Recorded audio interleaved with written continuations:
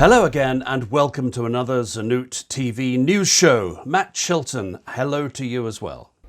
Thanks, Nick. Good to be back again. More insight, more news from British manufacturers. Now, the government has announced that hydrogen is very much part of its future green strategy towards the carbon zero in 2050. And we've got some terrific news to support that just now. Yes, that's right. Wrightbus has unveiled the world's first hydrogen-powered double-decker bus in Aberdeen. It's the first of 15 vehicles that will be transporting commuters in and around the city. So yet again, more growth for hydrogen and something that we certainly look forward to hearing more about in due course. We should stress that Wright have also made buses for London, but only single-decker. The thing about this is that it is the double-deckers. Joe Bamford, who owns Wrightbus of Northern Ireland, he's also executive chairman. He's from the JCB family, isn't he? Yes, Joe Bamford, son of Lord Bamford, owner of JCB. Joe Bamford also owns Rise Hydrogen, so I think more to come from them when looking at infrastructure and the wider rollout of these hydrogen buses and other hydrogen vehicles.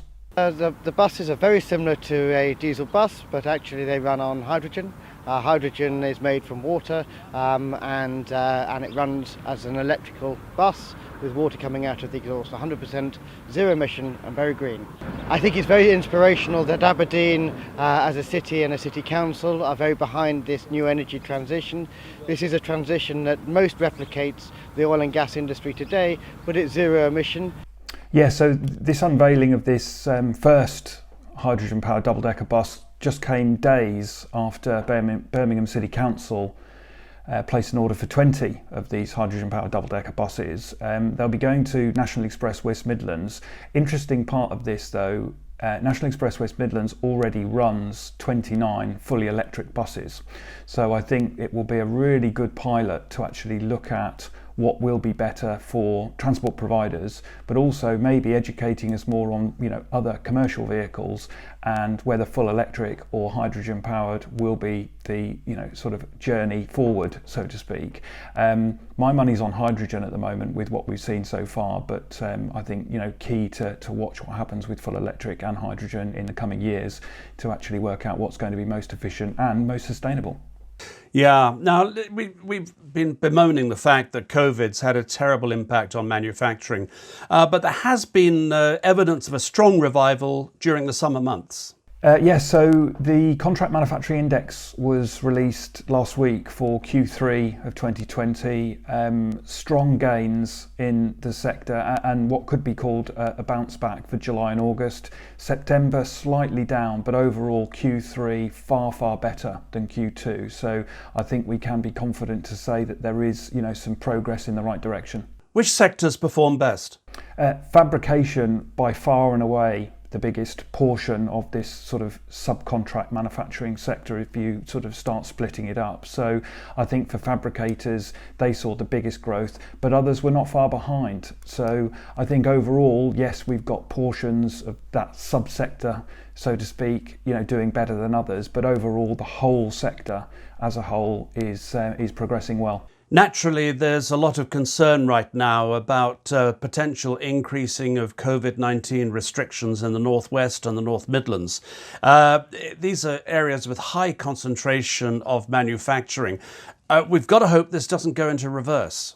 Yes, that's right. And I think, what we have all seen, whether it be posts on LinkedIn, reading news stories or information that's been released from manufacturers, them taking steps to protect workforce, put in contingency plans if they have to, because there is some form of sort of local lockdown or local outbreak of coronavirus in their area. So I'm hopeful that we'll start to see manufacturers learn from one another as well, even more so than we already see currently, on ways to protect themselves, but also pivot, adapt, change, or whatever we sort of term that as, to continue this sort of positive and optimistic attitude that we will get through this. It's going to be hard work. No one's afraid of the hard work, but we will beat it and come out the other side stronger. There's some terrific news from South Wales that you're going to bring us about the fashion industry. Yes, that's right. So more than 70 former Laura Ashley employees have joined Fashion Enter Limited, based in Newtown in Wales.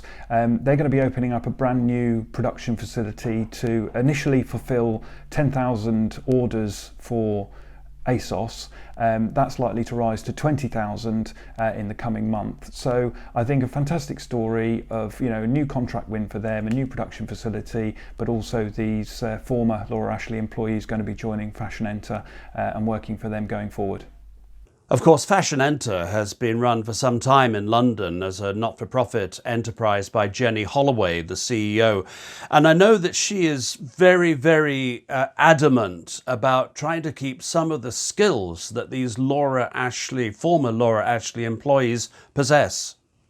Yes, that's right. And, you know, Jenny said last week, with this announcement, that one of the key reasons for the new facility was to retain the skills of the stitchers that formerly worked with Laura Ashley. And I think, you know, you only need look on LinkedIn to see lots of conversations people are having around retaining skills. If there is an unsavoury story about a business cutting jobs or people, you know, losing their jobs, how we can all collectively work together to retain these skills so they don't disappear, because it will be imperative in the future that we keep these skills in the sector and other manufacturers can grow. Yes, indeed. Well, Matt, thank you very much indeed for yet another week of some terrific news stories from the sector. This has been the ZenootTV News Show. Thank you very much indeed for watching. See you next week.